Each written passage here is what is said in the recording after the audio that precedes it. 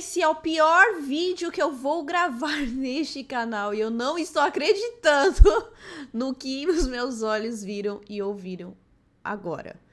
Então é sobre isso que nós vamos falar no vídeo de hoje. Fica comigo até o final, mas prepara seu coração, sua mente, sua alma para não ficar revoltado. Por favor, pede o Espírito Santo aí. Já deixa o seu joinha neste vídeo para pelo menos aliviar a minha alma, porque realmente o negócio tá difícil aqui. Não esquece também de se inscrever e ativar o seu sininho. E por favor, respeite essas regras aqui. Eu sei que neste vídeo vai ser muito difícil, mas respeite essas regras nos comentários. Você pode e deve comentar, mas toma muito cuidado, sempre respeitando essas regras. Combinado? Vai ser um acordo meu e seu aqui. Bora para o vídeo para entender o que é que aconteceu? Bora para o vídeo. Então, vamos lá. Tava eu trabalhando até que eu vi uma notícia que me deixou muito brava. Filme narrado pelo padre Júlio Lancelotti sobre Santa estreia no YouTube no dia de Todos os Santos. Produção conta a história de Marino, que viveu no Líbano no século VI e teve sua identidade ressignificada. Notícia de Mônica Bergamo. O filme São Marino, entre aspas, será lançado no dia 1º de novembro, dia de Todos os Santos, às 13 horas no canal do YouTube da diretora Leide Jacob. Aqui tem a imagem de uma das cenas desse filme. Esse filme não é novo, mas gerou polêmica na época, mas não uma polêmica tão grande quanto deveria ter chocado na época. Porque eu, de verdade, eu não me recordo disso, você me fala aí se você se lembra, tá bom? Ele foi produzido em 2022 pela Filmes de Abril e é um curta que gerou a polêmica ao contar a história de Marino, pessoa trans mentira, que viveu no Líbano no século VI após sua morte e foi canonizado como santa. Mentira! Foi narrado aí pelo padre Júlio Lancelotti. E o filme ressignifica a vida, ressignifica a santa em santo. Então, se não ficou claro pra você aí, eles pegaram neste filme a vida de uma santa, que é uma mulher, o corpo dela é uma mulher, e a gente vai entender um pouco da história dela aqui, e querem transformar ela num transgênero. Essa foi a narrativa do vídeo, por isso que gerou polêmica na época. Quando eu vi, eu falei, não é possível. Não é possível que isso está acontecendo, né? Apesar de algumas coisas a gente não ficar tão surpreso vindo de algumas pessoas. Mas fui atrás do trailer. Vamos reagir aqui. Se segurem na cadeira. Essa é uma história intrigante, singular e relativamente desconhecida. O problema aí é a demarcação do corpo. Eles querem carimbar e falar quem passa e quem não passa. As nossas identidades foram apagadas durante todos os séculos. É uma obra resgatando um transmasculinismo. A gente está falando sobre a construção de referências do futuro. Gênero não é uma escolha, não é uma decisão. A gente não é Pokémon, eu sempre falo, transição não é hormônio, não é... E vocês ficaram encanados antes de tomar testosterona? Marino, você tem algo a dizer sobre isso? E Marino foi canonizado como Santa Marina. Santa! E se de repente eu começasse a... Olhem só o que tá escrito aqui. Olhem só. Eu vou até me jogar aqui um pouco pra cima. Um minuto, calma aí que eu vou me jogar pra cima. Foi baseado, essa história oficial, né? História oficial divulgada no site da Arquidiocese de São Paulo. E do canal aí Jovem Cristiano, né, do cristianismo, enfim. Então, aqui tem quem produziu, enfim, que isso também não é importante pra nós, né? E a Arquidiocese, na época, eles se pronunciaram? Sim, se pronunciaram. Aqui tem vários, tá?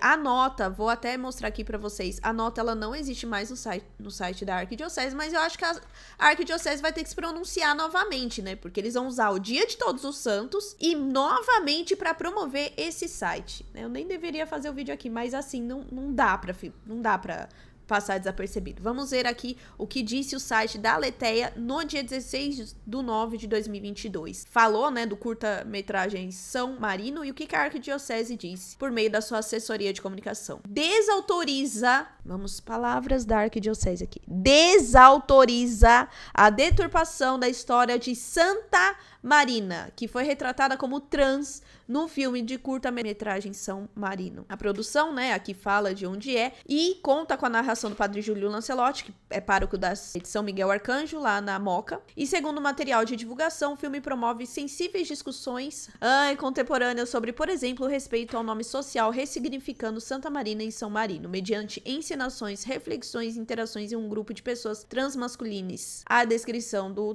trailer do curta-metragem foi divulgado no dia 11 de setembro sobre a luta contra a transfobia de todes, que é o que tá escrito lá, tá? Por isso que eu estou lendo todes aqui, porque está aqui no texto. E aqui eles abordam, né, assim como a descontextualização da identidade sexual de Santa Marina é a deturpação histórica da motivação ideológica também. Os termos todes, transmasculinos são exemplos da assim chamada linguagem neutra, que muitos professores de português já contestaram essa questão. E aí aqui aborda, né, a questão da ideologia de gênero. Atenção, é fundamental não confundir a ideologia de gênero com a simples e necessária conscientização sobre o respeito às pessoas homossexuais. É importante dizer isso, né? O que a ideologia de gênero prega não é a cidadania, mas sim mentiras pseudocientíficas que dissociam a biologia e a psicologia de forma radical, podendo provocar tragédias, como foi aqui detalhadamente documentada dos casos irmãos gêmeos canadenses Bruce e Brian.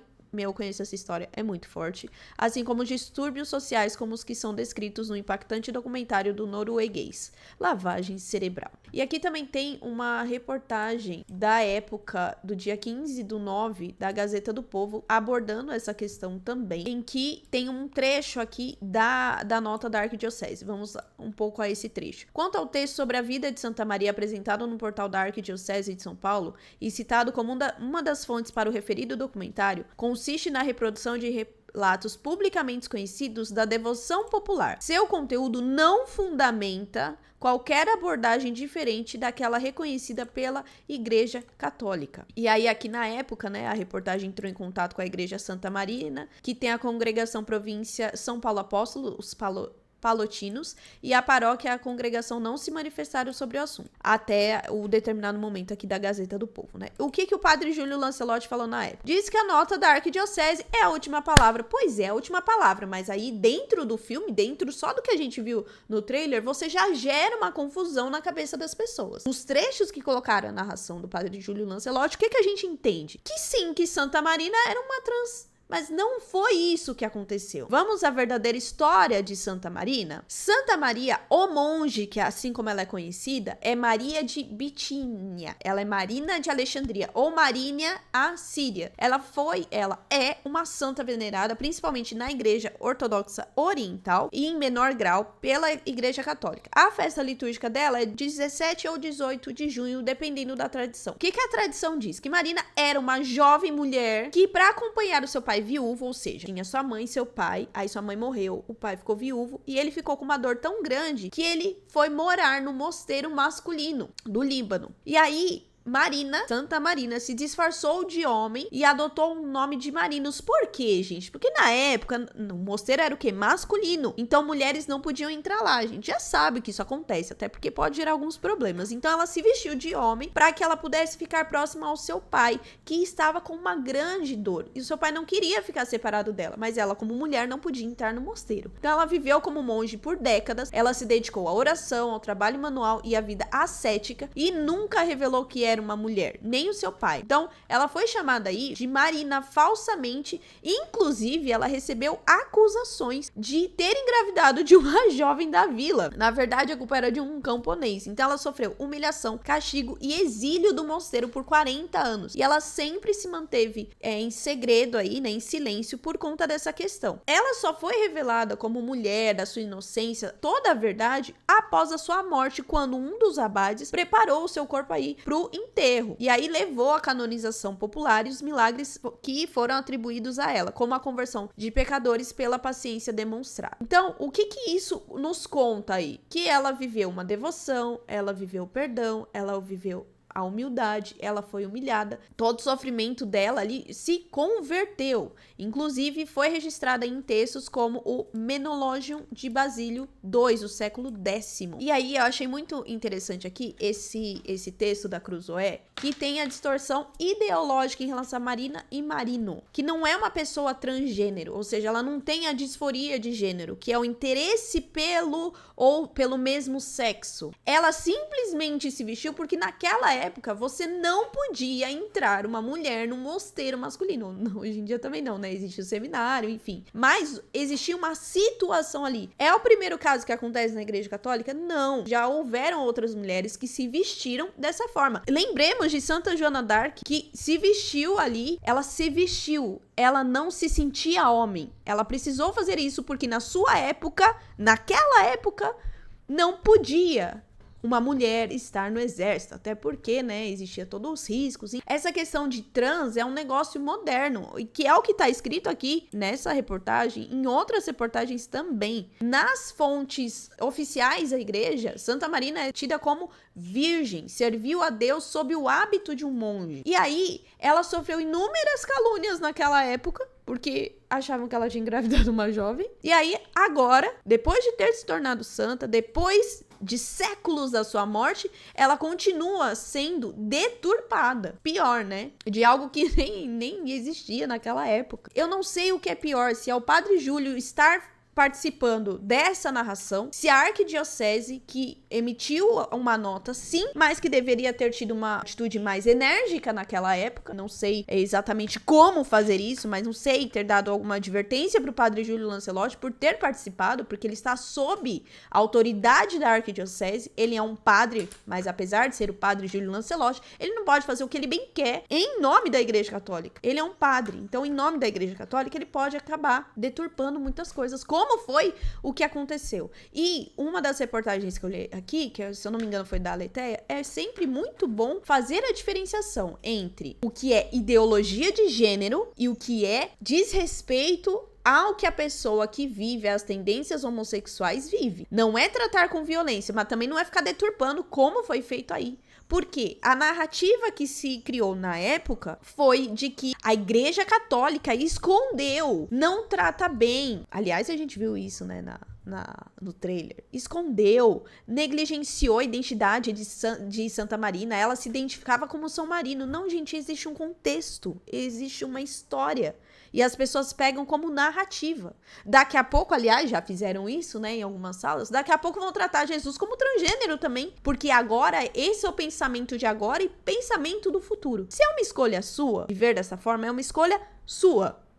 Não pegue a história de pessoas e deturpe. Ah, Gil, mas a Igreja Católica vive deturpando. Vamos lá, deturpou o que na vida de Santa Marina? Você tem provas disso? Ou é apenas uma narrativa? Inclusive, pegaram aí o texto da arquidiocese, e no texto da arquidiocese não está dito lá que ela se sentia um homem. Muito pelo contrário, está exatamente que ela foi órfã de mãe, foi criada. A mesma coisa que eu contei aqui. Tá na hora, já passou da hora da gente dá um basta nessa deturpação e nessas questões que envolvem a Igreja Católica. E o Padre Júlio poderia muito bem refletir mais nas atitudes dele, principalmente nessas questões. Você quer defender, ir contra a violência de pessoas que têm a tendência homossexual e que sofrem? Ótimo, temos que fazer isso mesmo. Todo cristão tem que defender a dignidade humana, mas não misturar com ideologia de gênero. A igreja já fala isso há muito tempo. São João Paulo II falava disso, Bento XVI, Papa Francisco e Papa Leão XIV, porque são dessa geração aí, né, que tem toda essa questão da ideologia de gênero. Então tomemos muito cuidado com esse tipo de narrativa e paremos de ficar misturando, assim como misturam religião com política, paremos de ficar misturando ideologias com a religião, com Deus, porque Deus e alma são algo muito sério. Então, quer fazer sua narrativa? Faz, fica à vontade. Mas não mistura a nossa fé, não, porque a igreja não deu autorização para você fazer isso, tá bom? Ai, gente, respira fundo e toma... Olha, Jesus, eu fiquei revoltada de parar o que eu tava fazendo aqui para gravar o vídeo e agora eu quero saber a sua opinião, mas, por favor, siga essas regras, reflita, respira fundo, para gerar bons frutos aqui, apesar de ser uma notícia horrível. Acho a pior do canal que eu trouxe aqui. Falemos, orientemos sempre as pessoas contra esse tipo de questão, sim. Busquemos sempre a paz e defender a dignidade humana, mas não deturpar como hoje em dia acontece a rodo aí, totalmente sem respeito. Deixa o seu joinha neste vídeo, não por conta do conteúdo, mas pelo nosso trabalho aqui e para dar um alívio, porque foi tenso gravar esse vídeo, tá? Não esquece também de deixar sua inscrição e ativar o seu sininho. Então é isso. Até a próxima polêmica, que eu espero que não seja tão pesada quanto essa. Tchau!